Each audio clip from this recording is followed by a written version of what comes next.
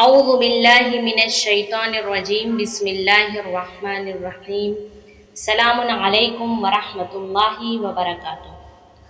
آج ہم بات کریں گے نماز کے مکروہات۔ نماز میں کون کون سی چیز مکروہ ہے؟ مکروہ کا مطلب کہ یعنی ثواب کم ہو جاتا ہے۔ تو اگر ہم نماز میں ان چیزوں کو جو میں بتانے جا رہی ہوں اگر انجام دیں تو نماز کا ثواب کم ہو جاتا ہے۔ تو سب سے پہلا یہ ہے کہ نماز گزار نماز میں چہرے کو تھوڑا دائیں یا بائیں طرف اس طرح موڑے کہ یہ نہ کہیں کہ قبلے سے منہ پھیر لیا ہے۔ ٹھیک ہے، یعنی جیسے کہ نماز کوئی پڑھ رہا ہے، اس نے اپنے چہرے کو تھوڑا سا بس دائیں یا بائیں کی طرف دیکھا، لیکن اتنا زیادہ نہیں مڑا ہے کہ اسے کہا جائے کہ قبلے کے رخ سے ہی ہٹ گیا۔ قبلے کی جانب ہے لیکن تھوڑا سا ادھر ادھر کیا تو اس کی نماز باطل تو نہیں ہوگی، لیکن کیونکہ تھوڑا سا دائیں بائیں طرف کیا اس لیے اس کے نماز کا جو ثواب ہوگا وہ کم ہوگا۔ دوسری چیز، نماز گزار واجب نماز کی ایک رکعت میں حمد کے بعد 2 سورہ پڑھے، اس سے بھی ثواب کم ہوتا ہے، مگر وہ مقامات کی جہاں پر 2 سورہ پڑھنے کا ذکر کیا گیا ہے، یعنی کچھ سورہ ایسے ہیں قرآن مجید میں کہ جب ہم سورہ حمد کے بعد 2 سورہ پڑھیں گے تب جا کر وہ ایک سورہ شمار ہوگا۔ وہ ہے کہ ہم والضحیٰ اور سورہ الم نشرح لک، یہ دونوں ایک ساتھ جب ہم پڑھیں گے سورہ حمد کے بعد تب یہ دونوں سورہ ایک سورہ شمار کیا جاتا ہے، اور اسی طرح سے سورہ فیل اور سورہ قریش جب ہم ایک ساتھ پڑھیں گے تب یہ ایک سورہ شمار کیا جائے گا۔ تو اگر ان 2 سورتوں کو اگر پڑھیں گے تب صحیح ہے، لیکن ان کے علاوہ سورہ حمد کے بعد کوئی اور 2 سورہ پڑھتے ہیں تب ثواب کم ہے۔ نماز میں پلکوں کو ایک دوسرے پر رکھیں، مثلا آنکھ کو بند کر لیں یا آنکھوں کو دائیں یا بائیں طرف گھمائیں، یعنی نماز پڑھ رہے ہیں اور اس میں دائیں بائیں طرف دیکھے جا رہے ہیں، گھمائے جا رہے ہیں آنکھ کو، تو یہ بھی نماز میں ثواب کم ملتا ہے ایسا کرنے سے۔ داڑھی سے کھیلنا، ہاتھ سے کھیلنا، بار بار یعنی داڑھی چھو رہے ہیں اور ہاتھ سے دونوں ہاتھ سے کچھ کر رہے ہیں، کھیل رہے ہیں، ناخن کو چبائیں، اس سے بھی ثواب کم ہوتا ہے نماز میں۔ داڑھی کے بال کو دانت سے چبائیں،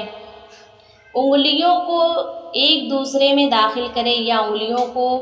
پھوڑے، جیسے لوگ چٹکاتے رہتے ہیں انگلیوں کو نماز کی حالت میں، تو اس سے نماز میں ثواب کم ملتا ہے۔ اور لعاب دہن کو باہر نکالے، تھوک باہر نکالے پھر اندر لے، اس طرح کرنے سے بھی ثواب کم ملتا ہے۔ ناک کا پانی نکالے، یعنی مثلا نماز کے درمیان وہ ناک صاف کرے۔ جمائی لے، البتہ اگر حرف نکلنے کا باعث نہ ہو، جمائی لے رہا ہے تو یہ بھی ثواب کم ہونے کا باعث ہے۔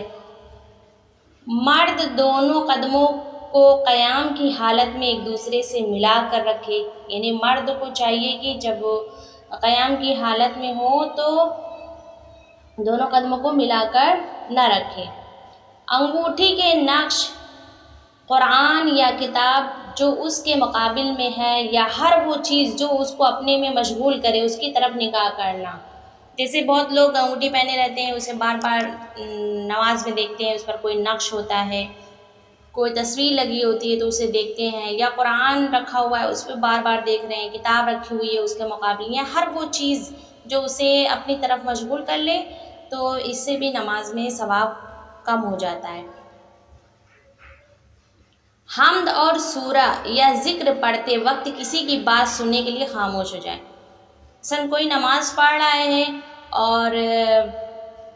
سامنے کوئی باتیں کر رہا ہے، اب ہم نے کیا کیا کہ سورہ پڑھتے پڑھتے ہم آہستہ ہو گئے، خاموش ہو گئے، دھیرے دھیرے پڑھنے لگے کہ ہم ان کے بات سن سکیں،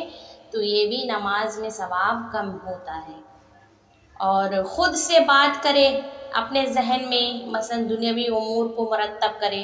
کہ جیسے بہت سے لوگ ایسے ہوتے ہیں نا کہ جب کہتے ہیں کہ ہم نماز پڑھنے جاتے ہیں تو ہمارے ذہن میں بہت ساری باتیں آتی ہیں تو ہم کیا کریں، تو اگر یہ ایسا ہوتا ہے کہ اگر آپ کے نماز کے درمیان ایسا کچھ ہوتا ہے تو آپ اپنا ذہن فوراً ہٹائیں وہاں سے اور دوبارہ سے پھر اپنا ذہن نماز میں لے آئیں۔ اور بہت سے لوگ اپنی پورے حساب کتاب بھی نماز پڑھتے پڑھتے کر لیتے ہیں، تو یہ سب چیزیں یعنی ثواب کم ہونے کا باعث ہے، نماز میں ثواب کم ملے گا۔